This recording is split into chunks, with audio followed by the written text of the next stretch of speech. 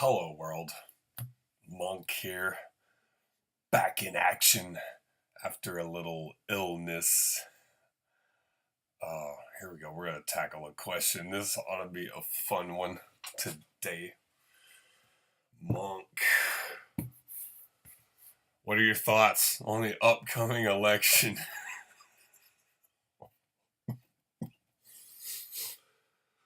All right.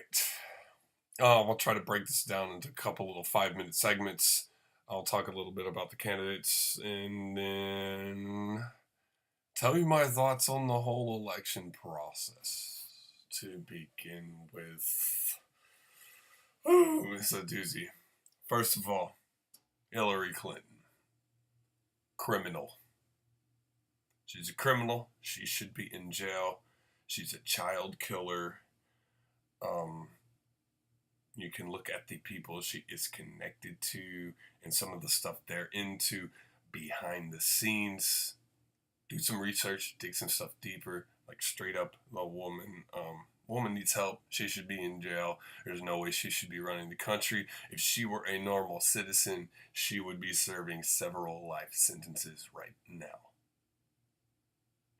So, I don't even have to get into policy. It's just straight up. You don't want someone running your country who's, you're having someone who's supposedly trying to be the leader of your country, but can't even abide by its own laws, rules, and regulations. So how are you going to lead the country if you can't even abide by its rules? Come on. Doesn't make sense. Not a good leader. Straight up. But that just goes to show you that the whole thing is rigged anyway. I think the fact that she could even be a major party's leading candidate goes to show and proves and speaks to the fact that the thing is rigged. So, Ted Cruz, he's out of it now. But when I received this question, I was kind of thinking about, should I tackle it? Should I tackle something else? Ted Cruz, he's out of it now, but a lot of people were gunning for him, especially here in Texas. Ted Cruz is frightening. Because here's the deal. With Ted Cruz, there's no gray area. You know where he stood on every issue. And where he stood on some of the issues was kind of frightening. So he made this declarative statement about everything he stood for, which is good. Okay, I can respect a man who stands for something, but if you look at what he was actually saying,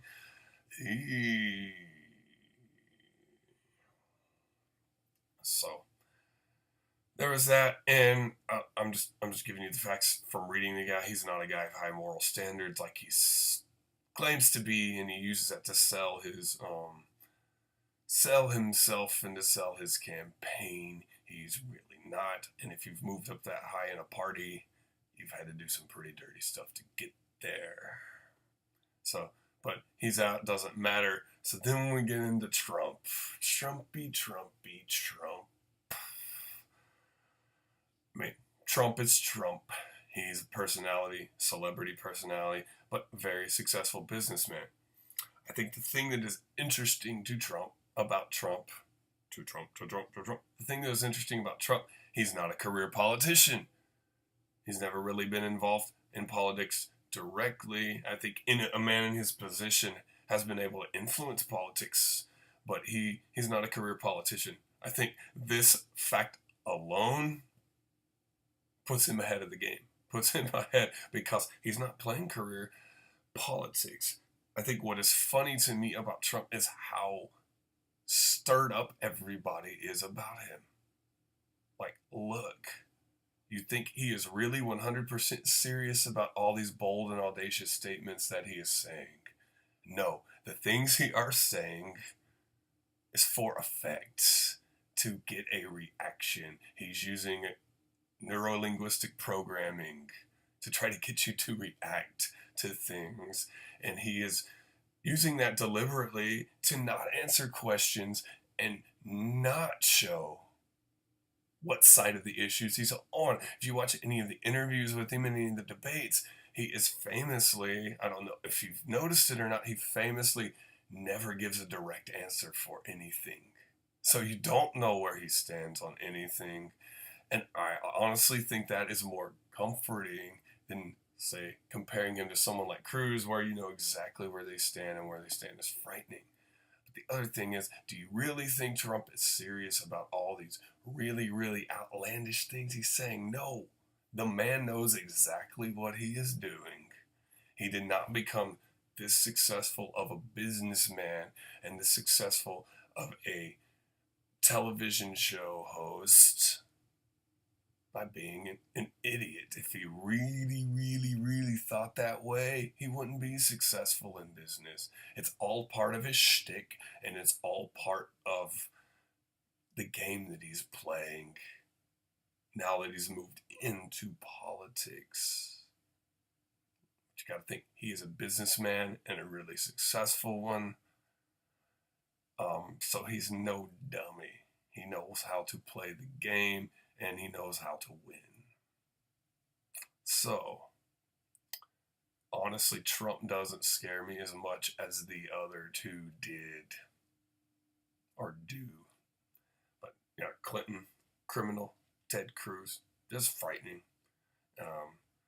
Trump, you know, he's throwing word candy out there. He's throwing, you know, it's shock prophetics is what he's doing. It's He's shocking you, shocking you, shocking you to try to get a reaction. Simple. As far as my own stance, like people kind of I got so many questions about who are you voting for, who are you voting for, who are you voting for. I'm not voting. And I cover this almost every time there's an election, but I'll talk about it in a video. I am not voting because, let's be honest, let's understand how a presidential vote and election works. Your vote as an individual citizen counts for absolute dog crap, zero, zilch in a presidential election. Sorry to break it to you. This is the truth. If you want to rock the vote, cool. It doesn't bother me, but the truth, you know, and there's nothing wrong with it, but the truth is your vote doesn't count. It doesn't. The Electoral College is voting, and people say, oh, well, they're supposed to vote according to what their constituents want. Yeah, they're supposed to. They don't have to, and they don't. If you've looked at the last 3 elections alone, the Electoral College has gone against what the electorate wants, what the constituency wants. So, just those elections alone should show you that they don't. The Electoral College has already determined, at least 2 years ago, maybe even longer than that, who was going to be president already. This whole election scheme that's going on right now is just pomp and circumstance. It's a dog and pony show to get us all riled up. Meanwhile, they're propagating the agendas they want to under the scenes and getting bills and laws passed attached to things that we are going to be voting for that will have an effect that we don't know about because we're so worried about, oh, if this guy becomes president or this girl becomes president or whatever. Right? Your vote doesn't count in electoral or in a presidential election. If you want your vote to count, get out, vote in your local elections. This is where your voice matters and how it has impact. The 2-party system we're a part of, it doesn't matter. The Democrats, the Republicans, all work for the same people. They all are being handled by the same players. They're all being juggled by the guys that own the reserve banks. The reserve bank, like, you mean to tell me that our own government takes orders for something that's not the government? We don't print our own money, and then we say, oh, we're having hyperinflation and all of these other things that are happening. and we have no control over our own money. Why is that? Because the players involved are choosing it to do so. Because it's about controlling and manipulating mass populations of people so the 1% stay up here and everyone else is under their boot. That is why.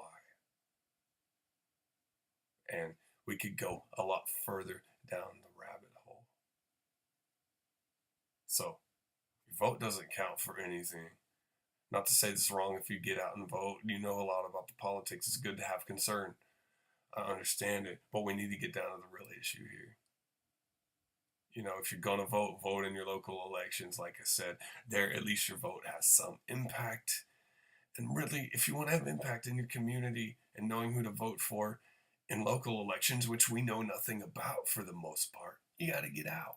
You got to talk to your neighbors. You got to love your neighbor as yourself. Really, what it comes down to, if you love your neighbor as yourself, if we took care of each other's needs, if we got out of our boxes, we got uncomfortable, we put ourselves in that vulnerable place with all of the people around us in our neighborhood, in our city, there would be no need for politics whatsoever. If politics was going to solve and address the issues, the real issues that affect the real people on the ground, it would have worked already. And as we see, it hasn't. In fact, it keeps exacerbating all of these problems. It pits one side against the other, and then all of a sudden we see all these good rational human beings that are cool for 2.5 years or 3 years. All of a sudden election season comes along and we're biting each other's heads off. And it's what they want because it's confusion. It's called controlled chaos. So guys, keep loving your neighbor. Don't give up all your good sense just because it's election season. Because, especially presidential election season. If you're going to get riled up over election season, get riled up over local elections where your voice actually matters and counts. Presidential election, your vote doesn't matter and it does not count. Again, don't take my word for it on any of this. Dig deeper, do your own research, and come to your own conclusion. It's Luck here. Love you guys. Send me your questions. We'll tackle some more stuff next week. Peace.